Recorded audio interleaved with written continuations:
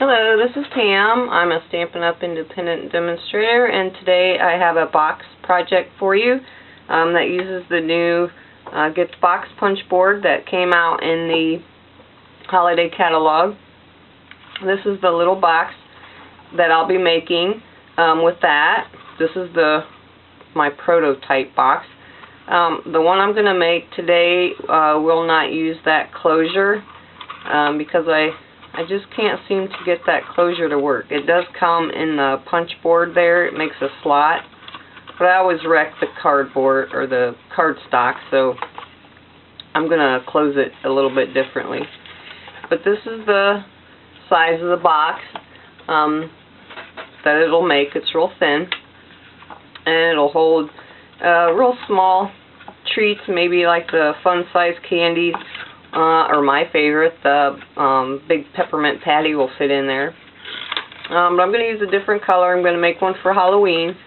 My son's teacher this year at school is a man, so my paper crafting is going to be a little different for his cards and gift boxes and things. I'm used to making them for the ladies, so I'm going to make one for him today for Halloween, and this is basic black. And when we put it in this, I said this is all your dimensions down here. And usually you use all three of your score lines. Well, we're not going to use the top ones at all on this box. Just the horizontal and the vertical lines there. So the piece of paper cardstock that I used is 6 inches by 6 inches. And when you line it up into the gift box punch board there, you're going to want to start on the L. So you line it up to the L and you punch and score both sides.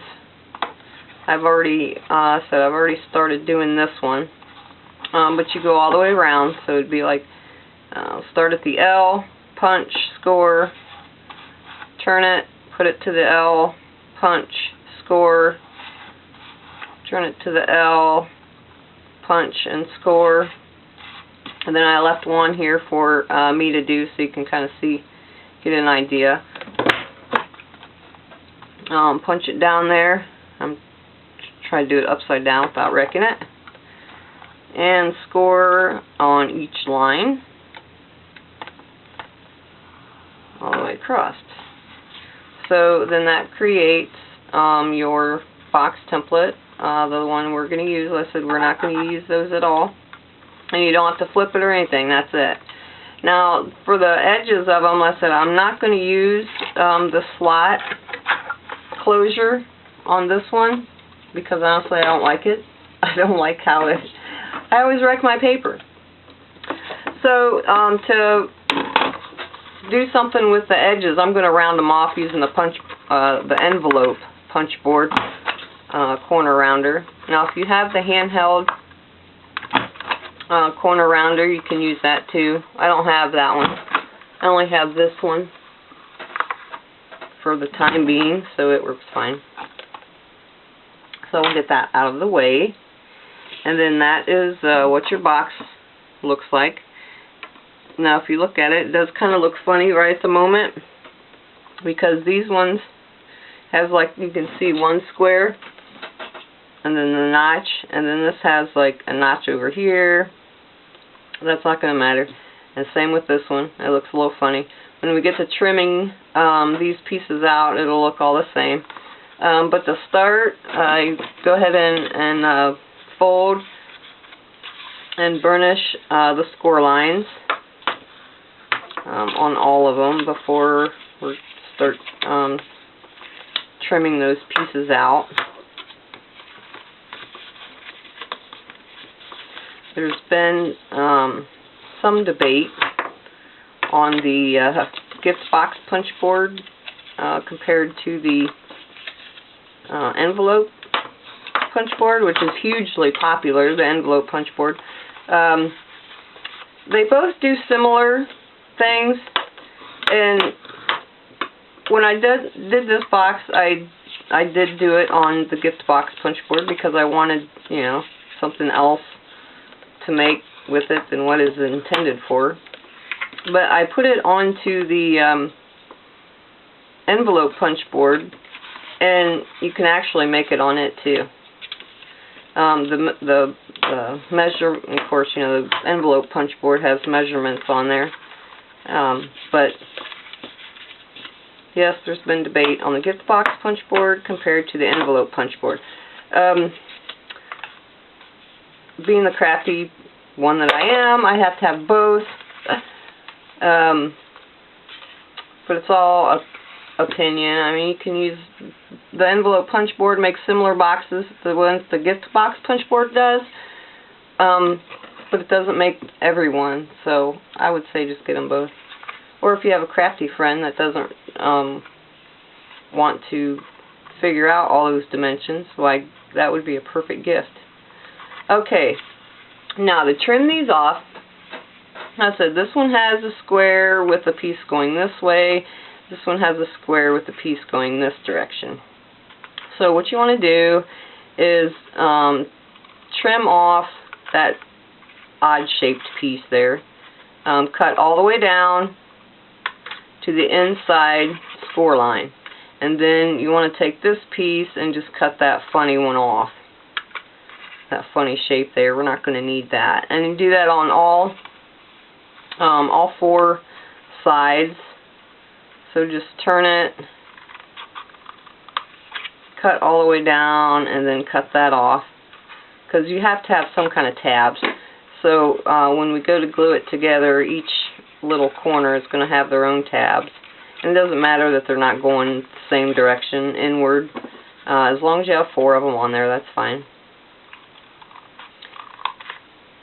Just don't cut your tab completely off, or you'll have a hole there in your corner. So all the way around, trim those funny little pieces off.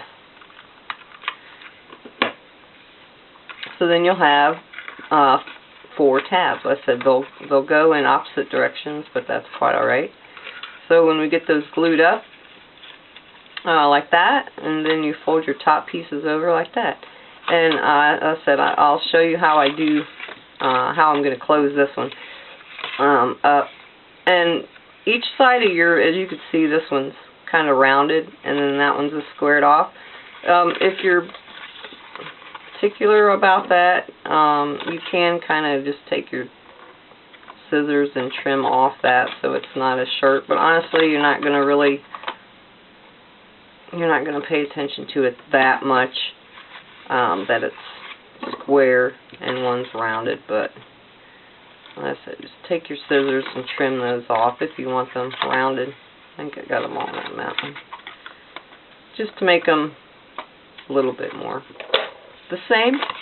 Alright, so you could put sticky strip on these little tabs to close them up. That would probably be faster. Snail adhesive does not hold cardstock well. I mean, it'll hold it, but then it'll come apart.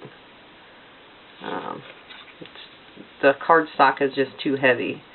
But I'm just going to use a little liquid glue, and I'm just going to put a little spot of glue on each of these little tabs there. I like it because you can move your paper around a little bit more before the glue dries to get exactly set. Sticky strip, I mean, that would work great too, but I prefer the glue, the mono glue.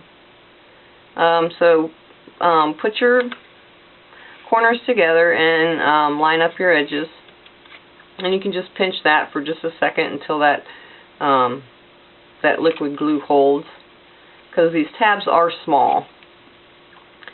But the liquid glue and the sticky strip, you could probably even fit the fast fuse adhesive on there. I've got mine ordered. It should be here tomorrow, so when I start making my boxes and things, I may use that fast fuse.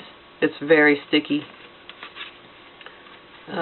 glue instead of using, or tape runner instead of using the sticky strip, because not everybody likes the sticky strip. Alright, so then those are your tabs. They're all glued down. Didn't take too long to hold those. That one I got a little off. So then there's your box. And then to close it, just fold, it doesn't matter, they're both the same. It's, on all sides, they're all the same measurement, so it doesn't matter which ones you fold in, which ones you leave out. It's all the same. And to keep this closed, I'm going to make a little band to go around it and keep it shut. This is the Coastal Cabana 12 by 12 paper stack, the in colors. This piece measures 1.5 inches by 8.5 inches, and it's just a strip to go all the way around that to hold it. And I'm actually going to put the seam on the front side because I'm going to cover it with an embellishment that I've made. But take your piece and just wrap it around the box, and it is small, it will smush up a little bit, and just kind of eyeball the center. And you don't want it too tight because you do want it to come off, because it is a band that's going to have to come off before you get into it. And just pinch the edges down just a little bit to give yourself a little bit of folding line. And then you can go back and then crease those down to make them a little bit better scoring, to make it look like you scored it. But you can just fold those up and burnish them down a little bit. And then I'm going to use glue dots to keep this closed. Hopefully I got it too. Yeah, that looks good. Alright, so take your box then back.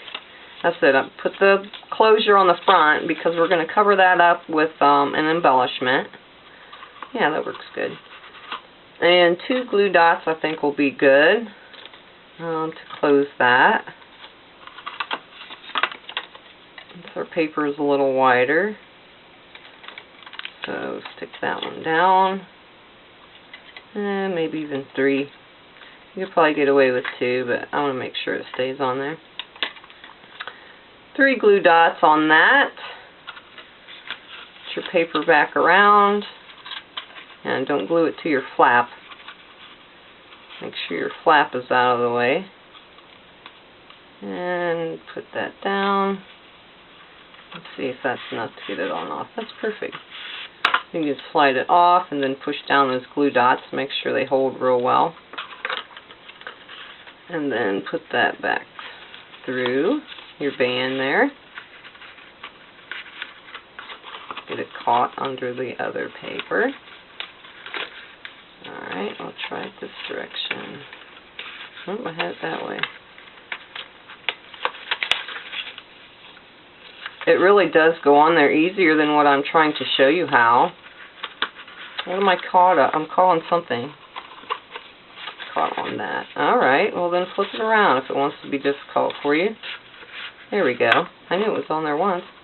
Alright, so then that's the little band that closes it. And for the embellishment, I already have it done. I took the 2.5-inch circle punch and punched a piece of Whisper White and used the dictionary background stamp in Pumpkin Pie. Because as a teacher, I thought that dictionary background stamp was kind of cute to make a pumpkin with. And I used just a little piece of, I think that's baked brown sugar, just for the little stem.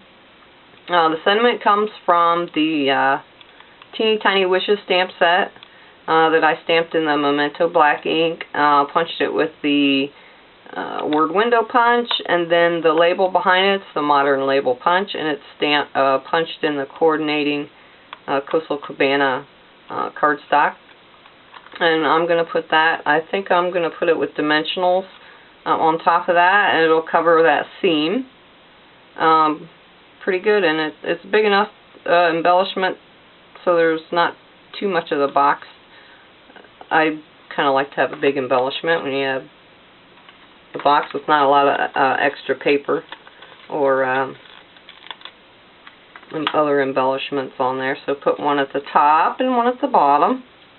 like I said, this is for a man, so you can embellish your box as frilly, as pretty as you want. I would probably add more to it if it was going to a female. But since this is for a guy, I will just leave it like that.